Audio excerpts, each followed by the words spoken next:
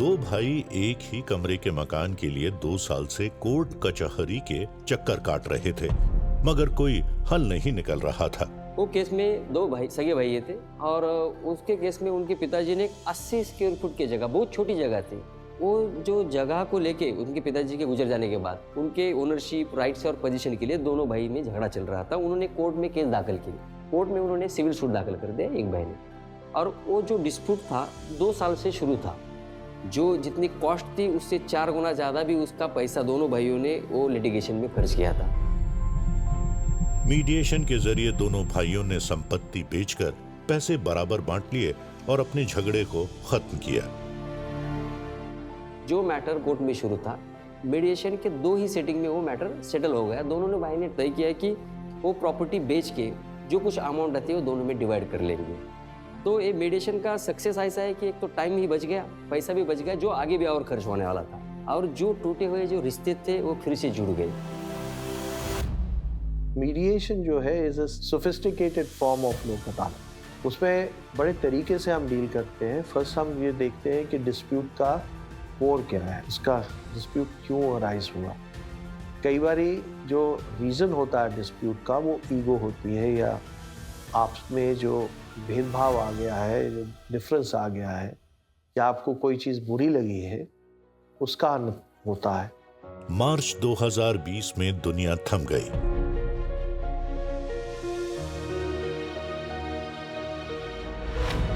लेकिन अन्याय नहीं रुका और ना ही वे लोग रुके जो उसके खिलाफ खड़े थे। ये है फरहीन, एक पैरालीगल स्वयंसेवक। जब लॉकडाउन शुरू हुआ तो उन्होंने काम करना नहीं छोड़ा, उन्होंने बस तरीका बदल दिया। हेल्पलाइन पर इतने कॉल्स आ रहे थे कि फोन चार्ज तक नहीं हो पा रहा था। किसी का पति जेल में था, किसी को राशन नहीं मिल रहा था। कानून की जरूरत हर कोने में थी। पूरे भारत में नालसा की लीगल एड हेल्पलाइन जीवन रेखा बन गई। सिर्फ 2020 में ही 90 लाख से ज्यादा लोगों ने मदद मांगी, ऑनलाइन और फोन कॉल पर। नालसा और हमारे पैरालीगल वॉलंटियर्स और डीएलएसएस इसमें उस वॉल को ब्रेक करते हैं by reaching out to them. हम लोग डिजिटल डिवाइसेस देते हैं और वो जाके उनके घर पे ही उनकी जो प्रॉब्लम है सॉल्व हो जाती।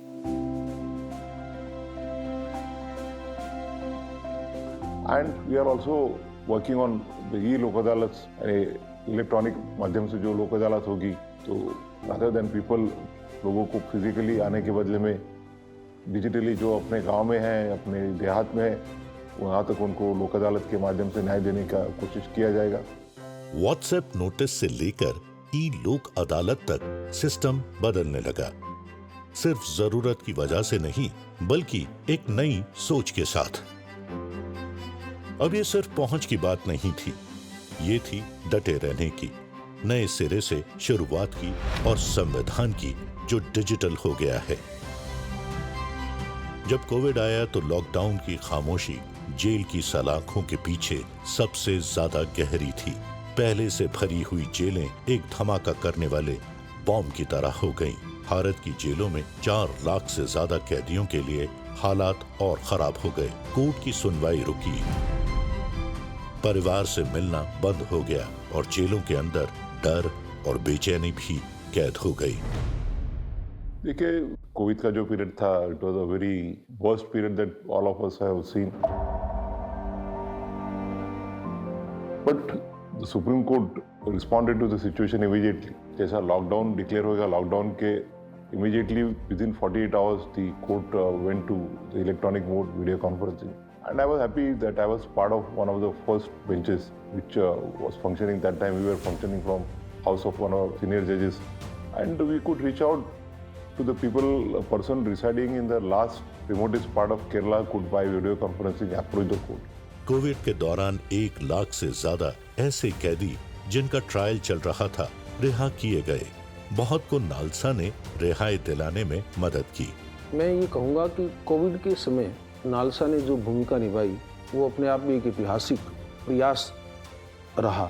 नालसा ने अंडर ट्रायल्स की केसेस को बेल पर रिलीज करवाने के लिए उन केसेस को टेकअप किया।